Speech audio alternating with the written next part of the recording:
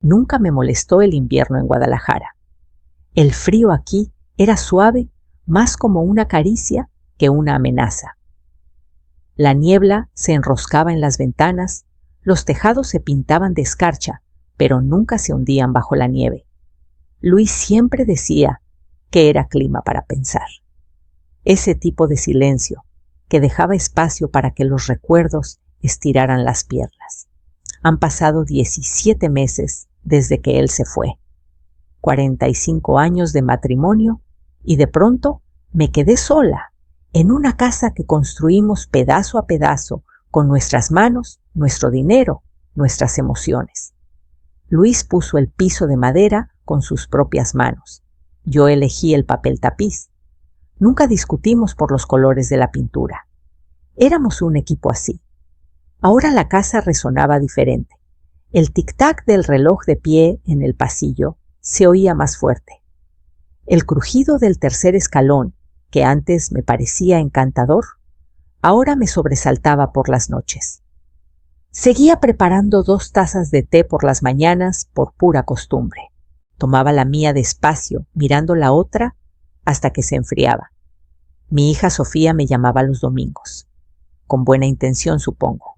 Su voz siempre sonaba apurada, como si estuviera manejando o contestando correos entre palabra y palabra. Hola, ma. Solo quiero saber cómo estás. ¿Todo bien? Sí, cariño. ¿Necesitas algo? No estoy bien. Ok, te quiero. Javier, el esposo de Sofía, llamaba aún menos. Era agente inmobiliario, siempre haciendo contactos, siempre vendiendo. Nunca confié del todo en su sonrisa demasiado brillante, ni en la forma en que estrechaba la mano, como si cerrara un trato en lugar de saludar. Aún así, eran mi familia. Sofía tenía una carrera sólida en una empresa tecnológica en el centro.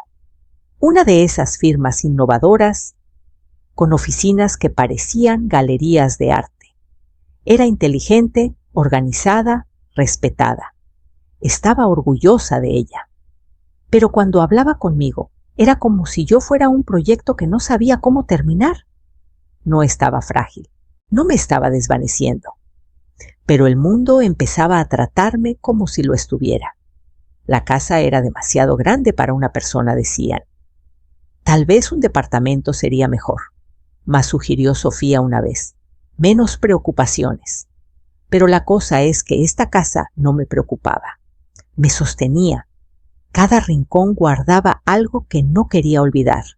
No lo sabía entonces, pero ese sería el último invierno verdaderamente silencioso de mi vida. La temporada antes de que todo cambiara. Antes del ático. Antes del cajón. Fue un sábado cuando llegaron. Sofía y Javier estacionaron en la entrada con esa camioneta eléctrica tan elegante de la que estaban tan orgullosos, silenciosa como gato, pero siempre haciendo notar su presencia. Sofía tocó la puerta como si fuera visita. 3 golpes secos. Antes no tocaba. Hola, ma, dijo dándome un beso en la mejilla antes de que pudiera saludar como Dios manda. Trajimos café. Javier venía atrás con una bandeja de bebidas de ese lugar del centro expreso caro, con sabor a quemado leche de avena y nombres que no podía pronunciar. Les agradecí y vertí el mío en mi taza, la vieja de cerámica de Luis con una pequeña muesca en el borde. Todavía se sentía bien en mis manos. Sofía traía uno de esos abrigos de color neutro que parecían caros, pero no abrigaban mucho. Javier llevaba uno de sus chalecos deportivos, de esos que gritaban, «Puedo venderte un depa antes de que parpadees». Me sentaron en la sala, mi sala, y Sofía cruzó las manos sobre su regazo como si estuviera a punto de dar un reporte trimestral. «Ma», empezó, «hemos estado hablando». Así comienzan siempre estas cosas. Miró a Javier, quien asintió como si lo hubieran ensayado. Sabemos que los últimos años han sido pesados y hemos estado pensando en cómo hacer las cosas más fáciles para ti, más seguras, más manejables. Parpadeé. «Lo estoy manejando». «Claro», interrumpió Javier. Y lo haces de maravilla. Pero esta casa está vieja.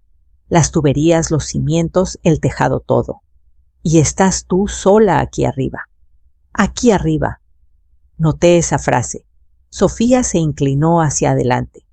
Y si reimaginamos el espacio, podríamos remodelar, hacer un arreglo multigeneracional. Tendrías tu propio espacio con total privacidad. Estaríamos más cerca, nos ayudaríamos mutuamente, más cerca, pero no iguales. Sacó su tableta y la giró hacia mí. Un plano digital. Zonas de colores, etiquetas pulcras. ¿Ves? Convertiríamos el ático, lo restauraríamos, lo aislaríamos, pondríamos una cocinita y un baño privado. Tendrías tu propia entrada. Ahora se hace en todos lados. A la gente le encanta. Miré la pantalla. El ático, Luis, guardaba ahí el equipo de campamento. Ni siquiera se podía estar de pie en las esquinas. Entonces, tú y Javier se mudarían aquí. Sofía asintió. Nosotros nos encargaríamos del mantenimiento, los impuestos. No tendrías que preocuparte nunca más. Javier sonrió como si estuviera cerrando una venta. La mantendríamos en la familia. Eso es lo que importa. Volví a mirar el plano. En una esquina, un espacio de 4 por 4 metros, estaba etiquetado Suite de mamá. Esa palabra se quedó conmigo. Suite. Como si estuviera registrándome en un hotel al borde de mi propia vida. ¿Puedo pensarlo?, pregunté, aunque ya sentía el peso de algo que se movía. Claro, dijo Sofía, rozando mi mano por un segundo. Tómate todo el tiempo que necesites. Pero lo sabía incluso entonces, no era realmente una pregunta. Era el comienzo de algo que ya habían decidido. Las remodelaciones comenzaron en marzo. Empezó con correos alegres de Javier, cronograma adjunto. Avísanos si tienes alguna duda. Luego llegaron los contratistas. Hombres con botas, cinturones de herramientas y voces rápidas. Subían y bajaban las escaleras, midiendo, martillando, murmurando sobre planos que nunca vi. Mi casa silenciosa se convirtió en un sitio de construcción, resonando con taladros y decisiones en las que no participaba. Fueron eficientes. En menos de 3 semanas, mi ático fue destripado, aislado, entablado y transformado en lo que empezaron a llamar la suite del tejado. Odiaba esa frase. Sonaba como si me estuvieran ascendiendo, no arrinconando. Me mudaron arriba un miércoles. Sofía lo había organizado todo hasta la colcha floral y una lámpara nueva de IKEA. «Es minimalista», dijo sonriendo, como si eso debiera consolarme. Mi recámara, la que compartí con Luis por 45 años, fue vaciada por extraños en una tarde. Sus pantuflas aún bajo la cama. Desaparecidas. Sus libros, su radio, la bata de franela, que no me atrevía a lavar, empaquetados, sellados y apilados en el garaje para clasificar después. La cocina fue la siguiente en cambiar. Sofía comenzó a etiquetar los estantes con letreros impresos, pasta. Arriba botanas, solo familia vajilla, reuniones de Javier. Luego apareció una pizarra con horarios e iniciales. Solo estamos organizando las cosas, explicó. Mi tetera desapareció. Mi taza favorita fue accidentalmente donada. Cuando le pregunté a Sofía, se encogió de hombros. Estamos simplificando, ma, despejando. Es bueno para la salud mental. La mía, al parecer, no contaba. La sala se convirtió en algo que no reconocía. El sillón suave donde solía leer fue reemplazado por un sofá modular de ángulos duros. Las fotos familiares fueron descolgadas, cambiadas por impresiones abstractas en gris y beige. Encontré nuestra foto de boda en una caja de almacenamiento bajo las escaleras. El marco estaba roto. Nadie lo mencionó. Javier ahora organizaba cenas de networking, llenando el espacio con gente de chalecos caros y relojes brillantes. Me invitaron una vez, luego me excluyeron discretamente. Son más que nada colegas de la industria, dijo Javier. Te aburrirías, así que me quedé arriba. El ático tenía una ventana que daba al patio de la vecina. Veía a Carmen trabajar en su jardín por las tardes. A veces me saludaba con la mano. Dejé de responderle. No quería que me viera así. Una mañana bajé por un café. Mi llave no funcionó. Forcejeé con la perilla pensando que estaba atascada. Javier abrió la puerta en ropa de gimnasio. Oh, hola, cambiamos las cerraduras. Se nos olvidó decirte. Me quedé parada un momento. ¿Por qué? Solo por seguridad. Ya sabes, con tanto contratista y movimiento. Puedes tocar el timbre si necesitas algo. Me dieron un timbre, uno inalámbrico con un sonido como de juguete. Estaba junto a la puerta del ático. Esperaban que lo usara para entrar a mi propia casa. Esa noche me senté en mi cama estrecha, sosteniendo una vieja foto de Luis. La había llevado en el bolsillo de mi abrigo sin pensarlo. Sus ojos me sonreían. Susurré. ¿Viste esto venir? Y entonces hice algo que no había hecho en años. Lloré. No porque estuviera sola, sino porque por primera vez me di cuenta de que no solo me estaban apartando, me estaban borrando. Sucedió un jueves por la noche. Era una de esas noches que Luis hubiera llamado clima de suéter lo suficientemente fresco para querer algo abrigador, pero no tanto como para encender la chimenea. Estaba arriba intentando leer. Las paredes del ático no aislaban bien el sonido y con los ductos del aire corriendo por el techo, las conversaciones de abajo subían como neblina. Sofía estaba organizando otra cena para colegas. No me habían invitado, no quería escuchar. Pero las voces viajan y las palabras una vez oídas no se pueden ignorar. Una mujer soltó una risa aguda divertida. ¡Qué típico de Guadalajara!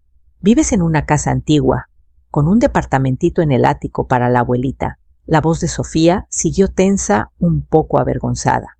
Bueno, sí, técnicamente es la casa de mi mamá. Todavía está viva, todavía... Aquí, otra risa. Eso debe ser divertido.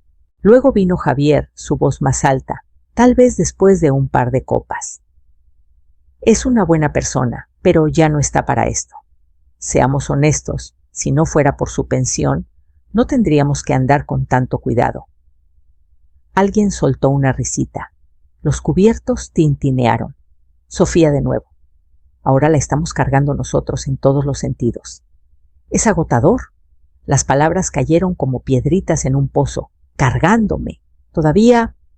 Aquí. Me quedé inmóvil en el borde de la cama, con el corazón latiéndome en los oídos. El libro en mi regazo se deslizó al suelo. No lo recogí. En ese momento no me sentí vieja. Me sentí borrada. No olvidada, algo peor. Reescrita, reformulada en sus mentes como una carga que cargaban con benevolencia. Yo había criado a Sofía, pagado su universidad, preparado sus lonches, esperado en la sala de urgencias, cuando se rompió la muñeca a los 15. Luis y yo nos privamos para que ella tuviera más. Ahora era solo un rubro en su presupuesto mensual de estrés. No bajé esa noche. Tampoco dormí mucho. Me senté en la ventanita del ático, viendo cómo las luces de los porches de los vecinos se apagaban una por una. La ciudad seguía su curso abajo sin saber que algo irreparable se había roto dentro de esta casa. A la mañana siguiente abrí el viejo escritorio de Luis. No lo habíamos tocado desde el día que murió. Todavía olía levemente a tabaco de pipa y a brillantador de limón. Adentro había clips, libretas, un par de anteojos para leer llenos de polvo. Y en el fondo, un cajón que no había notado antes. Uno que no se deslizaba como los otros. Estaba cerrado con un pestillo. Me detuve con el corazón de pronto más fuerte. Un cajón que nunca había abierto. Un cajón que no quería ser abierto. Hasta ahora. El pestillo no era complicado. Solo viejo. Presioné con el pulgar debajo de él, sentí la suavidad de los años y el cajón se abrió con un suspiro. El polvo se alzó como un aliento del pasado. Adentro, un sobre manila grueso con papeles doblados. En el frente, con la letra de Luis, decía María: para cuando necesites recordar quién eres. Se me cerró la garganta al ver sus letras cursivas. Siempre me llamó María, incluso cuando estaba enojado, incluso cuando merecía algo peor. Llevé el sobre al pequeño escritorio del ático y lo abrí con ambas manos como si fuera una carta de guerra. La primera hoja era una escritura de transferencia notariada, fechada un año antes de que él muriera.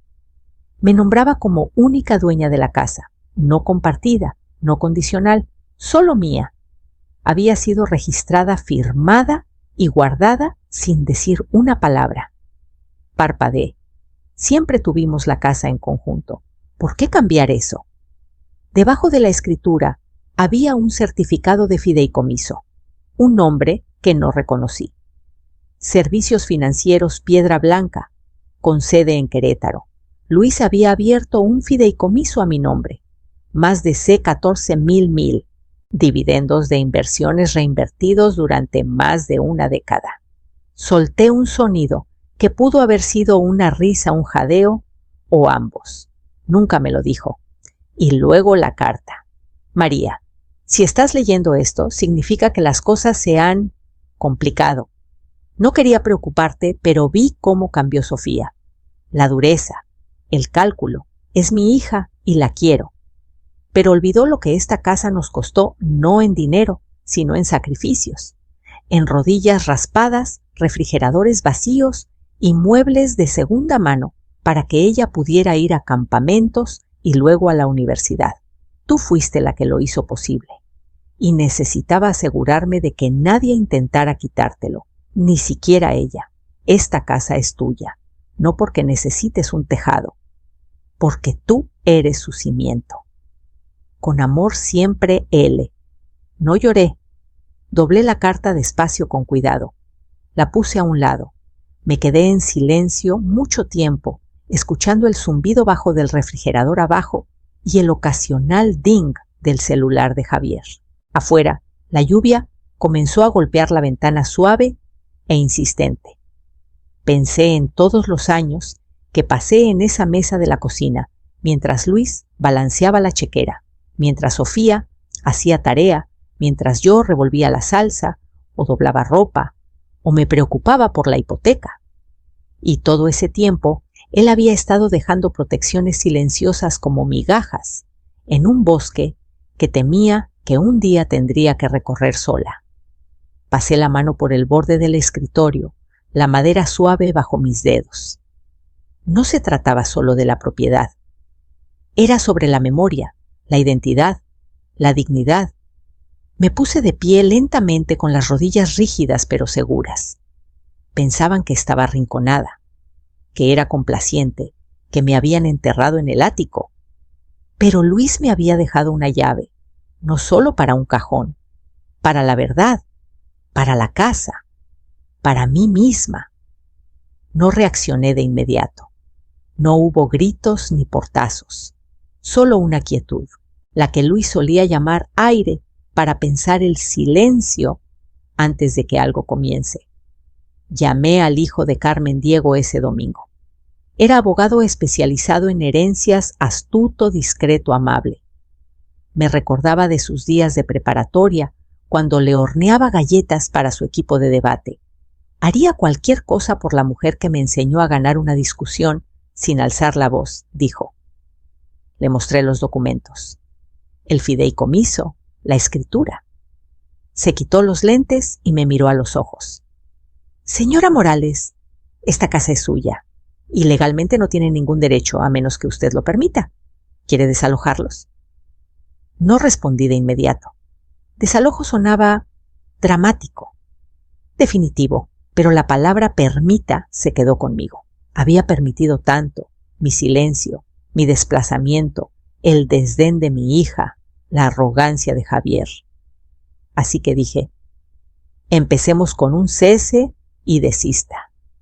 Diego presentó los papeles a la mañana siguiente. El anuncio que Javier había puesto en sitios de bienes raíces eliminado. Cambiaron la cerradura de nuevo. Instalaron un buzón nuevo con mi nombre. Actualicé el seguro del título. Cancelé el acceso de Sofía a la cuenta bancaria de la casa que una vez compartí con ella por si acaso. Y luego rebosé el poder notarial médico y financiero que había firmado hace 5 años cuando diagnosticaron a Luis. Silenciosamente, oficialmente, irrevocablemente. El brunch fue idea de ellos. Sofía lo planeó para uno de los posibles inversionistas de Javier, un hombre que compraba y vendía casas con encanto histórico. La mesa del comedor estaba decorada con bandejas de madera reciclada, quesos caros, velas en frascos de mermelada. No había lugar para mí, otra vez. Pero esta vez bajé las escaleras del ático con mi mejor ropa de domingo. Una blusa azul marino, pantalones grises, el reloj de Luis en mi muñeca. No toqué. Sus caras no tenían precio. «Ma», dijo Sofía parpadeando. «No estabas». «¿Estás bien, Javier?», se levantó demasiado rápido tirando su vaso. «¿Necesitas algo?», sonreí. «Necesito unos 20 minutos. ¿Con todos ustedes?». Los invitados parecían confundidos pero corteses. Uno me ofreció su silla. «Gracias», dije sentándome. «No tomará mucho». Puse la escritura y el fideicomiso sobre la mesa, no de forma dramática, solo firme precisa. «Soy dueña de esta casa, legalmente, completamente, y lo he sido por más de 1 año. Han estado viviendo aquí por mi gracia, no por su derecho». Sofía palideció. «¿Qué es esto, ma? ¿Por qué ahora?». «Porque ahora», dije, «recuerdo quién soy». Javier intentó interrumpir, pero levanté una mano. «Esto no es una negociación. Tienen 30 días para desocupar. Si no, presentaré un desalojo formal. Los papeles están listos». «No puedes hablar en serio», empezó Sofía. «No estoy enojada», dije en voz baja, «pero tampoco soy invisible. Y no seré manejada, minimizada ni monetizada por mi propia hija». El silencio llenó la sala. Un invitado carraspeó y murmuró algo sobre pedir un Uber. Me puse de pie. «Pueden llamar a un abogado si quieren. El mío es más rápido». Y con eso me di la vuelta y subí las escaleras. Despacio, con firmeza. No miré atrás. Esa noche dormí sin despertarme.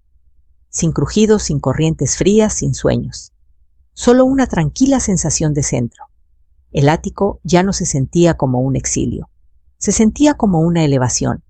Sofía no peleó. No hubo demandas, ni llamadas enojadas, ni espectáculo público. Solo un ajetreo silencioso de cajas, mudanzas y silencio. Se fueron antes de que pasaran los 30 días. Javier envió un mensaje seco. «Hemos arreglado lo de nuestras cosas. Por favor, no nos contactes». Sofía no dejó nota, ni abrazo, ni despedida. Pero estaba bien. Algunos finales no necesitan cierre, solo distancia. Cambie las cerraduras una última vez. No por miedo, por finalidad. Reclamé la recámara principal. Volví a poner la silla de Luis en la sala. Colgué nuestra foto de boda sobre la chimenea, el marco reparado con resina plateada. Una imperfección hecha visible. Un recuerdo hecho entero. El ático, una vez símbolo de exilio, se convirtió en algo completamente diferente. Lo transformé en un espacio para pintar. No había pintado en décadas, no en serio. Pero compré un juego de pinceles en una tiendita del centro. Pedí papel para acuarela. Moví una mesa a la ventana, donde la luz de la mañana caía justo como debía. Pinté cosas simples al principio, una taza de cerámica, una violeta en maceta, la sombra de un árbol de maple. Nada profundo, nada ruidoso, solo mío. Carmen venía más seguido. Tomábamos té y reíamos como no lo hacíamos en años. Me trajo una bufanda de su viaje a Oaxaca. Le di una pequeña acuarela de su jardín hortensias azules detrás de una cerca torcida. Éramos 2 mujeres mayores que recordábamos quiénes éramos. A principios de otoño hice un viaje a Puerto Vallarta. Luis siempre quiso ir. Me paré en la playa. con el viento en el pelo, el mar respirando hacia adentro y hacia afuera. Esparcí un puñado de sus cenizas en el agua. El resto lo guardé para después, para aquí. Cuando regresé, creé un pequeño fondo en su nombre, el Fondo Casa Morales, para ayudar a propietarios mayores en nuestro código postal a pagar por protecciones legales, planeación de herencias o simplemente para quedarse. No era grandioso, pero estaba enraizado, como yo. Estos días duermo con la ventana abierta, camino descalza por los pasillos de esta casa. Hablo en voz alta, cuando quiero a veces, solo para escuchar mi propia voz llenar el espacio otra vez. No soy la carga de nadie. No me estoy desvaneciendo. Soy María Morales y esta sigue siendo mi casa. Sigue.